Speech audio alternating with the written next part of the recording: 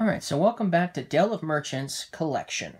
So for this video, we're going to talk about the lively, slender mongooses. Now, when I first saw these guys, I don't know why I was thinking it was a reptile. I know what a mongoose is. In fact, they kill snakes. So I don't know why I thought it was a reptile. For some reason, I was confused and thought it was a reptile. But obviously, it isn't a reptile. Obviously not. Okay? But anyways, so this is the last animal merchant to talk about. I've talked about all of the other animal merchants thus far, so I saved these guys for last.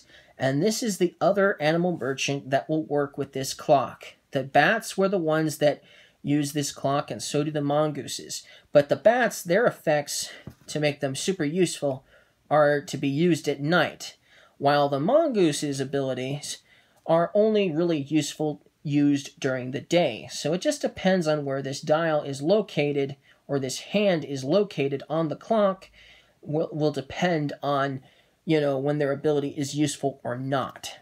Now, it will always obviously start on the sun at the beginning of the game. Okay? Now, for the dramatic romantic, so for this first, for the animal merchant here, dramatic romantic, it has a passive ability. You may advance the clock hand one space on your turn. Okay? Now, if this is the first turn of the game and this is where it is, you're probably not going to want to advance this unless you have some smart idea to maybe prevent other players from getting to use these abilities here during the day. But who knows? But if, for instance, if the clock was here on the night, you could use this passive ability once in your turn to use it right now to further it back into the day, meaning you'd now have 1, 2, 3 actions you could play on your turn that are these types of cards, obviously, for the daytime phase. Okay?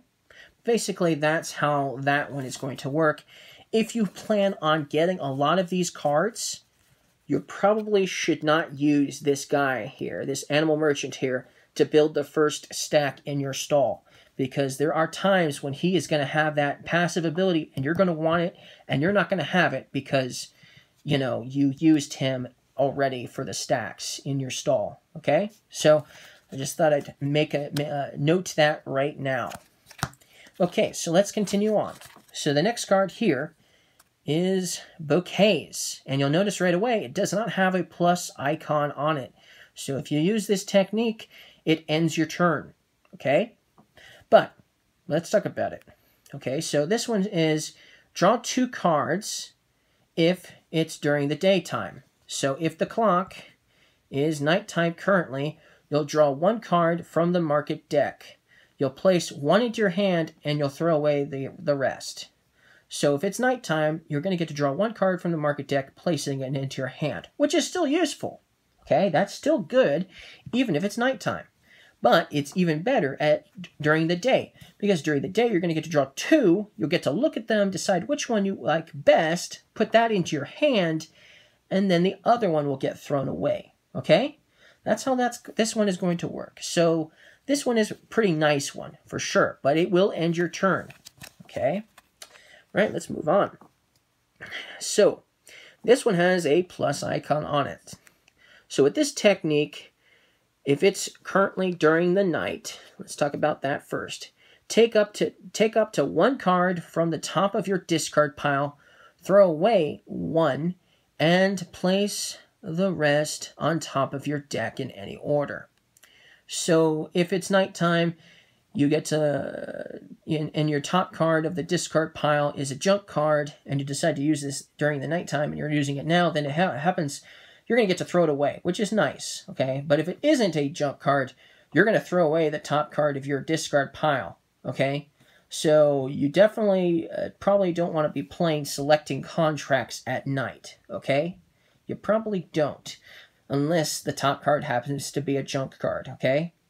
Because you're going to end up throwing it away. But if it's during the day, okay, you're going to take up to 3 cards from the top of your discard pile and throw away 1, and then place the rest on top of your deck in any order. Now, if they all are good cards, then you're going to have to throw away 1 good card, but then the rest can go on top of your deck in any order. So it's still useful. okay?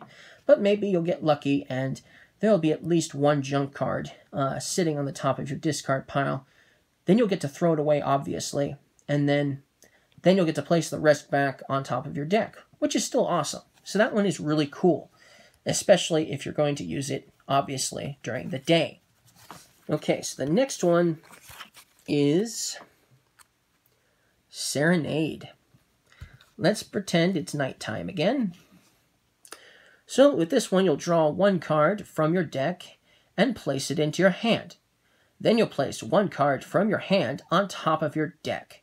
So this one is going to let you draw one card, and then obviously you'll have to put one card from your hand on top of your deck if it's nighttime. If it is daytime when you do Serenade, you'll draw 3 cards from your deck and place them into your hand. Then you'll place 2 cards from your hand and put them on top of your deck. So you're getting to draw 3, but you're gonna have to put 2 back. Okay? Of course, you can put any 2 cards from your hand back, so it's still useful.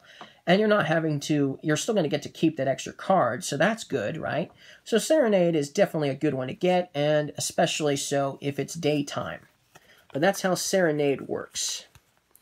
Okay, so we have 2 left. Let's do this one next. Inheritance. This is a passive ability, okay?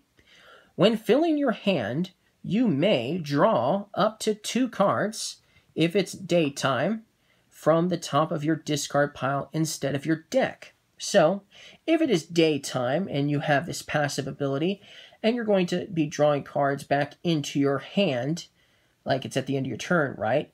Well, you're going to get to choose to either take 2 from the top of your discard pile, or, you know, if you don't want to take any from the top of your discard pile, then you're obviously not going to be activating this passive ability. But still, it gives you that option. Maybe there's some really good cards sitting on top of your discard pile when you decide you're going to want to do this, right? But if it's nighttime, that means you can only take the top card from your discard pile instead of your deck, okay? So you're only going to get to do that with 1 card if it's nighttime. That still could be possible that it could be useful even if it's nighttime that you're doing Inheritance. But that's how Inheritance is going to work. So now the last one is this one here. Okay, this one is Spinning Wheel. Let's pretend it's nighttime right now. Discard cards from your hand. So discard a certain amount of cards from your hand. Then draw that same amount of cards from your deck and place them into your hand. That's what's going to happen if it's currently nighttime when you decide to do Spinning Wheel. You're going to discard a certain amount. So if you discard 3 cards, you're drawing 3 cards from your deck and placing them into your hand. That's how Spinning Wheel is going to work at night. But if you decide to do Spinning Wheel during the day, you'll do exactly that, but then you'll draw that many plus 1 card. So let's bring it up so you can see the extra plus 1. Come on, focus. There we go. So you'll notice it has a plus 1 next to that. So you'll discard a certain amount of cards from your hand, then you'll draw that many plus 1. So if you discard 3, you're going to draw 3 plus 1, which is 4 cards, placing them into your hand. That's really cool. So that one's obviously definitely useful, more useful to do at night because you're getting the extra card as well. But basically, that is how the Spinning Wheel is going to work, okay? And that's all of the cards for this Animal Merchant here. So that's how the lively, slender mongooses work. All right, well, thank you guys for watching these videos.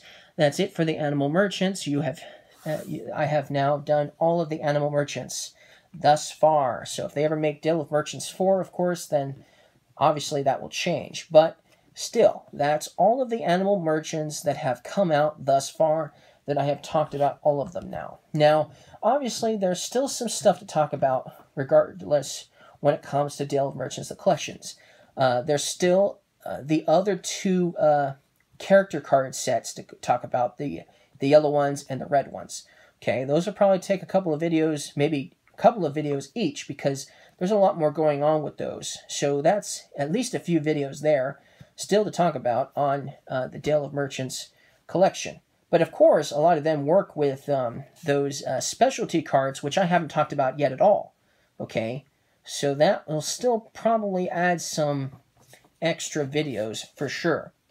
So there's still going to be some Dale of Merchants collection videos for you guys to look forward to. But hopefully that will whet your appetite for now.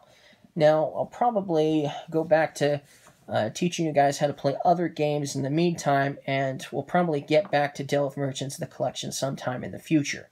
When I've mastered the yellow and the red, all of them, I will do videos on them again. So it could be a while before I get to that. But at least now you guys know how to play with all of the animal merchants thus far. So thank you guys for watching this video. Don't forget to leave a like if you guys liked this video. And I'll see you guys again next time.